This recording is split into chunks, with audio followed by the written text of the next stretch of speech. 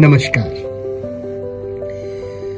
आपकी जिंदगी में न जाने ऐसे कितने मोड़ आए हैं या कितनी परिस्थितियां आई है जब आपको किसी न किसी के परामर्श की आवश्यकता हुई हो।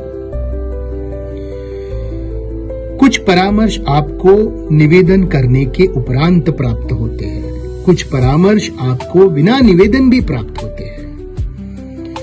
दोनों परिस्थितियों में क्या आपने कभी सोचा है कौन से परामर्श को आप स्वीकार करते हो और कौन से को अस्वीकार कर देते हो? परामर्श को आप किस कसौटी पे तोलते हो और फिर उसको आपकी जिंदगी में किस प्रकार उतारते हो? आमतौर पे हमसे एक त्रुटि हो जाती है, परामर्श को ठीक तरह से पहचानने की त्रुटि।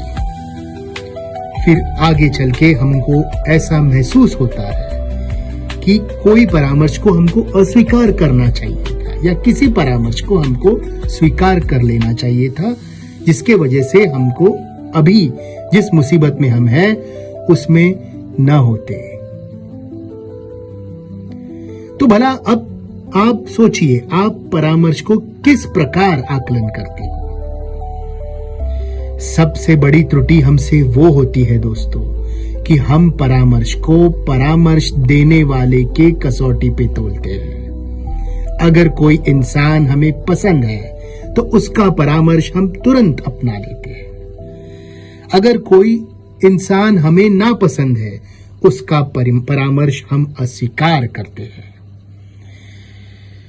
अगर किसी व्यक्ति को जो आपको परामर्श दे रहा है उसको समाज में उच्च स्थान है तो आप उसका परामर्श तुरंत स्वीकार कर लेते हो, चाहे वो कोई गुरु हो या फिर कोई प्रतिष्ठित व्यक्ति हो। लेकिन कोई राह चलते वाला या फिर कोई ऐसा व्यक्ति जिसको समाज में उतना बड़ा स्थान ना मिला हो, उससे मिला हुआ परामर्श आप तुरंत अस्वीकार कर लेते हो। लेकिन क्या ये सही बात है?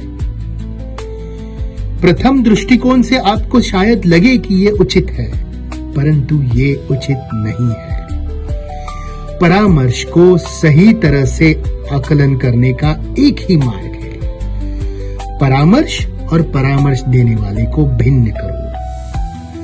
जब आप परामर्श और परामर्श देने वाले को भिन्न करते हो तब आप परामर्श को उसकी सही कसौटी पे तोलते हो। हम सब ज्ञानवान हैं दोस्तों, ईश्वर ने हम सबको उचित बुद्धि प्रदान की है।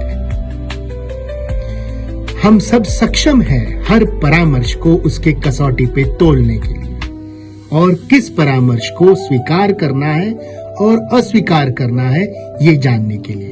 लेकिन त्रुटि वहां होती है जब आप परामर्श और परामर्श देने वाले को एक साथ देखते हो। अब जरा सोचिए, क्या आप आपके हित का निर्णय नहीं ले सकते?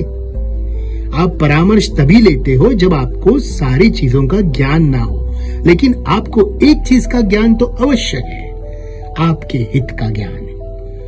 बस आपके हित का ज्ञान ही आपको उचित परामर्श चुनने में मदद करता है।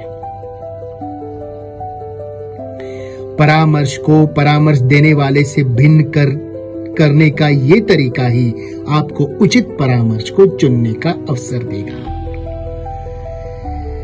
आपसे यही निवेदन करता हूं कि प्रतिष्ठा, मान, सम्मान देखे बगैर, परामर्श देने वाले को देखे बगैर आप परामर्श को उसकी सही तुलना में देखो, आपका जीवन और सुखमय हो जाएगा।